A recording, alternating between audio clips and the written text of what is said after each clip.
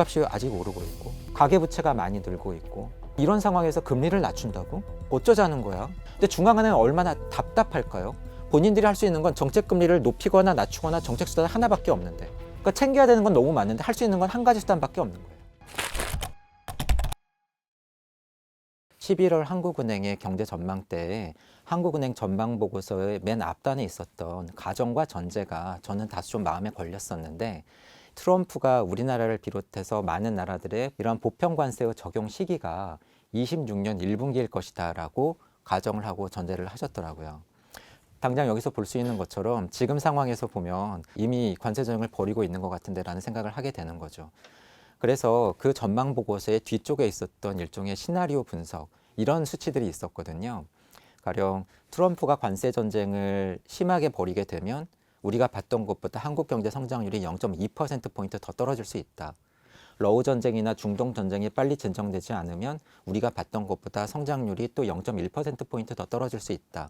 그래서 그냥 이 수치들만 그대로 받아들이더라도 제가 보기에는 1.9에서 0.2, 0.1을 빼면 1.6이 나오지 않습니까? 그래서 한국은행이 1.6을 생각하고 계신 게 아닌가 하는 생각을 했었고, 방금 말씀드린 것처럼 그 전망 보고서조차도 11월에 나왔던 보고서잖아요. 그렇다 보니 12월 이후에 우리나라 안에서 벌어진 계엄이라든가 탄핵으로 인한 소비 위축과 같은 영향들은 반영을 할래야 할 수가 없었던 상황이죠. 그러면 그게 또 우리나라 성장률을 만약에 0.1이나 0.2 정도 떨어뜨린다고 한다면 어떤 수치가 나오겠습니까? 그래서 사실은 이번에 한국은행에서 1.5% 경제 성장률 전망치를 발표를 하셨는데, 그 성장률 발표를 하면서 기자 간담회에서 한은 총재께서 말씀하셨던 이야기. 지금 성장률 1.5%가 너무 이것도 낙관적인 거 아니냐. 그 어느 정도 더 밑에 예측하는 기관도 있지 않냐 그러는데, 저는 지금 1.5%는 상당히 뉴트럴한 성장률이라고 생각합니다. 1.5%라고 하는 성장률 전망치가 우리가 보기에는 중립적이다. 비관적으로 본 것도 아니고 낙관적으로 본 것도 아니다. 추경이 빨리 편성이 돼서 그 효과를 발휘할 수 있다고 하는 1.5%보다 높아질 수도 있겠지만, 만약에 앞서 말씀드린 계엄 탄핵 또는 관세 전쟁, 러우 전쟁과 같은 지정학적 요인들이 불리하게 전개된다고 한다면 거기서 더 떨어질 가능성도 있다. 그래서 많은 분들께서 1.5라고 하는 숫자를 보시고 놀라셨겠지만, 사실 저는 지난해 말부터 말씀을 드린 것처럼 하단을 열어놔야 된다라고 생각을 하고 있습니다. 박사님, 하단을 열어놓는다고 얘기했는데 구체적인 어떤 수치보다도 만약에 1.5%보다 더 내려가는 하단의 성장률이 나왔을 때는 이게 어느 정도의 어떤 그 무게감으로 저희가 받아들여야 되나요? 말씀하신 그런 무게감과 관련해서 이러한 수치들을 우리가 어떻게 받아들여야 되는가. 특히 한국 경제 성장률 전망치가 올해 1.5고 내년 1.8이면 2년 연속 2%가 안 되잖아요. 그래서 저는 내년도 성장률 1.8%가 되면 받아들여야 된다고 생각합니다. 그리고 그것이 우리 실력이라고 생각하고, 전 세계적으로 경기가 지금 트럼프 관세 정책 이런 것 때문에 수출도 어렵고 전세적으로 낮은데, 우리가 잠재 성장률보다 더 크게 우리 혼자서 막 발전할 수 있을 거라고, 성장할 수 있을 거라고 생각하지 않습니다. 한은 총재께서는 이게 우리 진짜 실력이야 라는 말씀을 하셨죠. 그렇다고 한다면 이게 실력이다라고 하는 말을 우리가 어떻게 받아들여야 될 것인가. 이때 저희가 좀 생각해 볼 필요가 있는 것이 잠재 성장률이라고 하는 개념입니다. 그런데 지금 한국의 잠재 성장률 수준에 대해서 한 2% 또는 2% 아래로 떨어진 것 아니야라는 이야기가 지속적으로 나오고 있는 거예요. 그렇다 보니까 앞서 말씀드린 것처럼 한은 총재가 이야기를 하면서 올해 1.5, 내년 1.8 한국 경제 성장률 전망치를 이야기하면서 그게 그냥 우리 실력 정도로 보인다. 그리고 이러한 잠재 성장률 수준보다 높은 성장률을 달성하는 것이 쉽지 않아 보인다라는 이야기를 하고 있는 것이기 때문에, 만약에 우리의 잠재 성장률이 정말로 2% 내지는 그 아래로 떨어졌다라고 한다면은 제가 보기에도 그 이상의 수준을 달성하는 것은 사실은 쉽지 않다. 뭔가 과속을 하거나 과열을 내지 않는다라고 한다면은 이것이 쉽지 않을 가능성이 있다라는 의미로 받아들이시면 좋을 것 같습니다. 중앙은행의 제1책무는 그 나라 경제의 물가를 안정적으로 관리하는 거라고 하는데, 중앙은행의 통화정책은 그렇게 단순하지가 않죠. 최근에 한국은행이 0.25%포인트 금리 인하를 했지만 금리 인하가 정답이 아니지 않습니까? 절대선이 아니잖아요. 금리를 낮춰서 그렇지 않아도 어려운 한국 경제에서 부채 이자 부담도 좀 낮춰주고 좀 부담을 덜어주면 좋겠어. 이러한 견해도 있지만 동시에 일부 지역이긴 하지만 집값이 아직 오르고 있고 가계부채가 많이 늘고 있고 이런 상황에서 금리를 낮춘다고? 어쩌자는 거야? 집값이 좀 더 떨어져 줘야 되는 거 아니야? 이걸 또 간절하게 바라시는 분들도 있지 않습니까? 근데 중앙은행은 얼마나 답답할까요? 본인들이 할 수 있는 건 정책금리를 높이거나 낮추거나 정책수단 하나밖에 없는데 경기도 챙겨야 됩니다. 물가도 안정시켜야 돼요. 최근에는 높아진 원달러 환율도 걱정해야 되고요. 가계부채 급증도 신경 써야 되고 집값이 너무 오르는 거 아닌가? 이것도 신경을 써야 됩니다. 그러니까 챙겨야 되는 건 너무 많은데 할 수 있는 건 한 가지 수단밖에 없는 거예요. 뭐 이런 얘기하면 또 디펜스가 하지만 제일 억울해하는 건 뭐냐면 저희가 계속 금리 인하 기조에 있다 그러는데 한국은행이 실기를 했다, 금리를 인하 안 한다, 막 이런 쪽으로 보도가 되는 건 금리 인하기 했다 얘기 드리고 저희는 그 시기를 결정할 때 작년 8월에는 가계부채 때문에 한 달 정도 늦췄고 한두 달 늦췄고 이번 1월에는 기본적으로 환율 때문에 한 달 정도 늦췄는데 사후적으로 결과를 봤을 때는 가계부채나 잡는 데도 큰 도움을 줬고 지금 환율 변동성도 저희가 그 타이밍을 벗어났다고 해서 이렇게 인하 기조를 유지하면서 그 저희가 잘 조정하고 있으니까 좀 맡겨주시고 자꾸 실기했다는 얘기 하지 마시고 더 잘할 수 있으면 그 다음에 한국은행 총재 되신 다음에 하시면 좋을 것 같습니다. 그러면 어떤 식으로 통화정책을 펼 수밖에 없느냐? 그때그때 상황에서 가장 중요해 보이는 요인을 중심으로 통화정책을 펴는 겁니다. 한국은행이 왜 1월이 아니라 2월에 금리를 인하했느냐? 경기가 안 좋아진다라고 하는 건 저는 한국은행도 이미 알고 있었고 어느 정도 인정하고 있었다고 봅니다. 왜냐하면 한국은행은 원래 분기에 한 번씩 경제 전망을 발표하거든요. 지난해 11월에 전망을 발표했으니 정상적인 다음번 전망 발표 시기는 올해 2월입니다. 통화정책 결정회의 끝나면서 동시에 나왔어야 돼요. 그런데 1월에 공식적인 경제 전망도 아니고 한국은행 블로그에 갑자기 어떤 글이 올라와서 우리가 보니 한국 경제 성장률이 11월에 봤었던 1.9가 아니라 1.6이나 1.7밖에 안 될 것 같다. 그건 계엄과 탄핵 때문인 것 같다. 라고 하셨거든요. 저는 다소 좀 생각은 다릅니다. 여기에는 원래 한국은행이 전망을 할 때 다소 낙관적으로 봤었던 관세 전쟁 또는 지정학적인 요인들에 대한 가정과 전제가 다소 낙관적이었기 때문에 다른 방향으로 실현되어 가고 있었던 그런 요인도 꽤 크다고 봅니다. 하지만 어쨌든 간에 한국은행조차도 1월에 우리가 당초 봤던 것보다 경제가 안 좋다라고 하는 거를 받아들이고 계셨던 셈이잖아요. 하지만 1월에 한국은행 금리를 낮추지 않았습니다. 왜? 원달러 환율이 너무 올라가고 있었기 때문에. 환율이 불안하니 이러한 상황에서 한국이 금리를 낮추면 원달러 환율이 1,500원을 넘어가면 어쩌나 이런 불안감이 있었거든요. 그럼 2월에는 왜 낮췄느냐? 환율이 그나마 큰 폭은 아니지만 급등세는 진정되었기 때문이죠. 하지만 그런 상황에서 돌아봤더니 1.5%까지 성장률 전망치를 낮춰야 될 정도로 경기가 심상치 않네. 그렇다 보니 웨이트를 경기 쪽에 가장 많이 두고 통화정책을 편 겁니다. 그렇게 따진다라고 한다면 미국과 한국의 앞으로의 통화정책은 어떻게 될 것이냐. 저는 미 연준은 어쩔 수 없이 트럼플레이션에 대한 우려를 안고 갈 수밖에 없다고 봅니다. 트럼프가 관세 전쟁을 포기하지 않을 거예요. 불법국자 추방을 포기하지 않을 겁니다. 이것은 지속적으로 미국의 물가 상승 압력을 불러일으킬 겁니다. 미 연준 분들은 여기에 대해서 가장 걱정하시는 분들일 거예요. 그래서 저의 전망은 올해 미 연준은 한 차례 정도의 추가 금리 인하 정도가 남아있다고 봅니다. 한국은 미국과는 조금 다르죠. 왜냐하면 미국의 상황도 동시에 살펴야 되거든요. 근데 미국이 조금 전에 말씀드린 것처럼 금리를 많이 안 낮출 것 같다고 말씀을 드렸잖아요. 미국이 안 낮췄는데 우리는 2월에 낮췄습니다. 이것도 부담이죠. 그런데 앞으로 미국이 조금 전에 말씀드린 것처럼 또 많이 안 낮추는데 한국이 또 여러 번 많이 낮춘다. 이것도 부담입니다. 그렇다 보니 저는 한국은행이 지금까지 인정하고 있는 경기에 대한 판단 그리고 잘 안 떨어지고 있는 원달러 환율 수준 그리고 금융감독당국이 지속적으로 평행하고 있는 가계부채에 대한 우려 이러한 것들을 종합적으로 감안해 볼 때 한국 역시도 올해 한 차례 정도 0.25%포인트 정도의 금리 인하만이 남았다라고 봅니다. 하지만 제가 강조하고 싶은 건 뭐냐면 지난해 4분기에 많이 받았던 질문이 한국은행이 언제쯤 금리 인하 시작할까요? 그러면 가계대출 금리는 얼마나 떨어질까요? 라고 하는 부분이었어요. 하지만 실제 벌어진 상황은 정반대였습니다. 4분기에 한국은행이 0.5%포인트 정도 정책금리를 인하하는 동안 여러분들께서 이자를 내시는 가계대출 금리는 신규 취급액 기준으로 0.5%포인트 정도 도리어 금리가 올랐어요. 그럼 이게 무슨 상황이냐라고 하는 겁니다. 한국은행의 정책금리 인하를 기다리고 기대하셨던 분들의 희망은 뭐였을까요?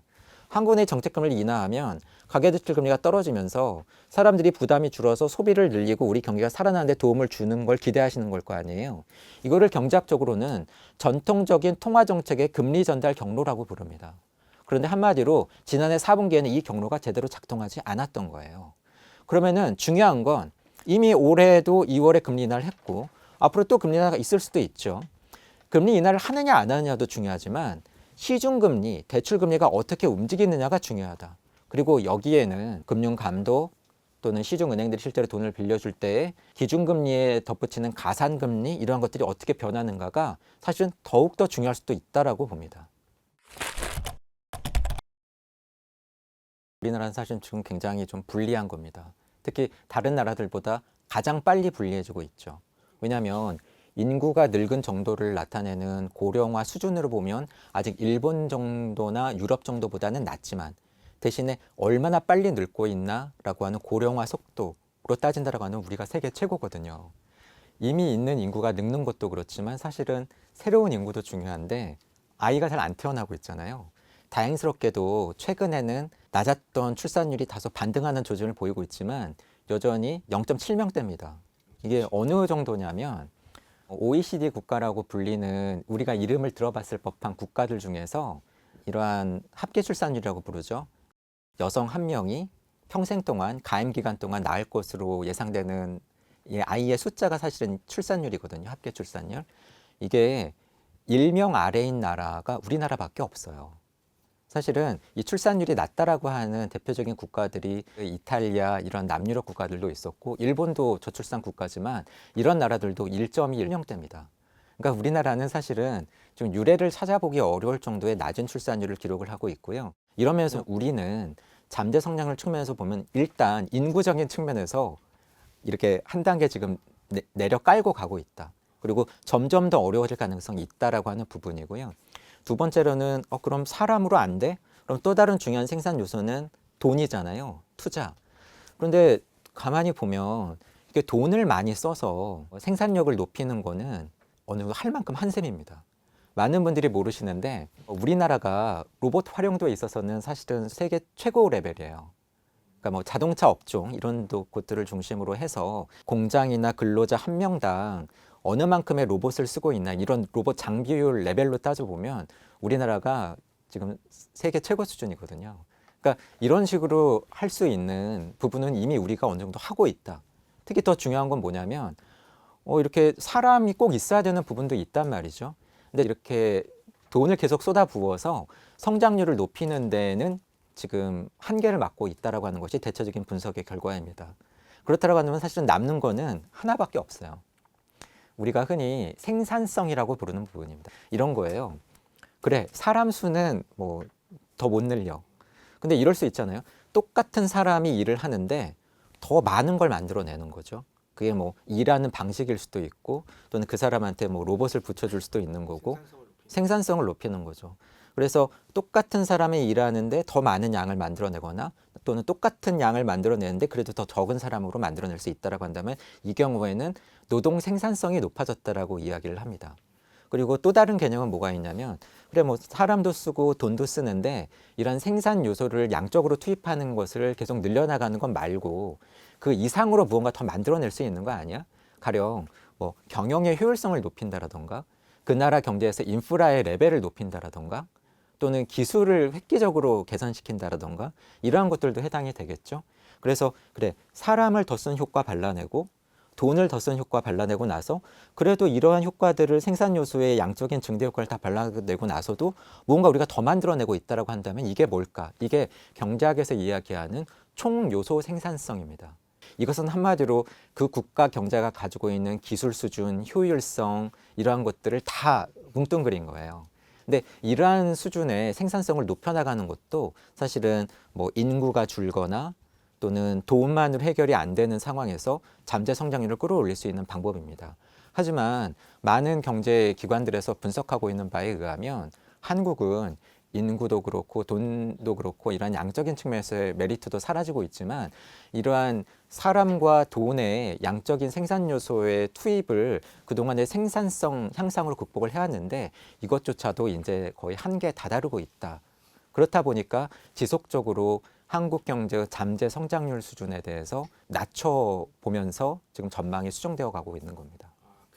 우리나라는 지금 전 세계 유례가 없을 정도로 고령화, 출산율 하락 이러한 상황을 맞고 있지만 이러한 부분을 극복하기 위한 노력이 우리나라의 잠재 성장을 측면에서 매우 중요하다라는 말씀을 드리고 싶고 돈과 관련을 해서는 지난번 출연 때 과거 반도체 슈퍼사이클 때 또는 과거 탄핵 당시와 달리 우리나라 기업들의 국내 투자가 매우 부진하다. 그것이 반도체 같은 업종을 중심으로 수출이 많이 늘었음에도 불구하고 그 온기가 국내 민간 소비나 투자와 같은 내수 부문으로 제대로 전달되고 있지 않은 중요한 원인이다라고 말씀을 드렸잖아요. 그렇다고 한다면 도대체 우리나라 기업들이 국내에 왜 투자를 못하나? 물론 미국에 투자를 많이 늘리고 있지만 그게 바이든이 보조금과 같은 당근을 줘서일 수도 있고 트럼프가 관세와 같은 채찍을 휘둘러서일 수도 있지만 우리나라의 자체적인 문제 때문일 수도 있지 않습니까? 그래서 그러한 부분에 해외로 흘러나가고 있는 투자 자금이 국내로 들어오게 한다고 한다면 그것이 어떤 식으로든 국내 한국 경제의 잠재 성장률을 높이는 부분에 도움을 줄 수가 있다. 그리고 미국 경제의 향후 경제 전망 그리고 잠재 성장률의 추이에 있어서 빅테크 기업들이 하고 있는 대규모 투자가 어떻게 보면 가장 중요한 변수라고 볼 수가 있는데 우리는 그러한 투자가 지금 잘 이루어지고 있나. 그리고 특히 앞으로의 세상은 AI와 로봇이 주도하는 세상이 될 가능성이 있는데 우리나라 기업이나 산업은 그 부분에 있어서 충분한 준비나 노력을 하고 있는가. 그리고 그것이 결국은 미국뿐만이 아니라 우리나라의 장기적인 잠재 성장률을 좌우하는 중요한 요인도 될 수 있다라고 하는 부분에서 생산성 향상 측면에서도 우리나라 경제, 산업, 기업 여러 측면에서 보다 더 신경 쓰고 노력해야 될 부분이 있다. 그래서 우리나라 역시도 잠재 성장률이 떨어지는 추세이긴 하지만 노동력이건 자본이건 생산성 측면에서건 어떤 부분에서라도 우리가 해나갈 수 있는 부분을 찾아서 조금씩이라도 노력을 한다면 그것이 모여서 떨어지는 우리나라의 잠재 성장률의 추세를 반전시키고 잠재 성장률이 높아진다고 하는 것은 결국은 단기적으로는 성장률이 낮아지더라도 다시 반등할 수 있는 가능성을 시사하는 것이기 때문에 우리나라의 잠재 성장률을 다시 끌어올리려는 노력은 반드시 필요하다. 그래서 특히 정책 당국에서 이제 우리나라의 잠재 성장률은 2%예요. 1.8%예요. 그렇기 때문에 1.8% 경제 성장률 그렇게 이상한 거 아니에요. 자연스러운 거예요. 라고 받아들이기보다는 어떻게 하면 우리나라의 잠재 성장률을 끌어올릴 것인가에 대해서 보다 더 전향적이고 적극적인 자세를 가지는 것이 매우 중요하다. 이 말씀을 드리면서 오늘 교양일을 부탁해는 여기까지였습니다. 감사합니다.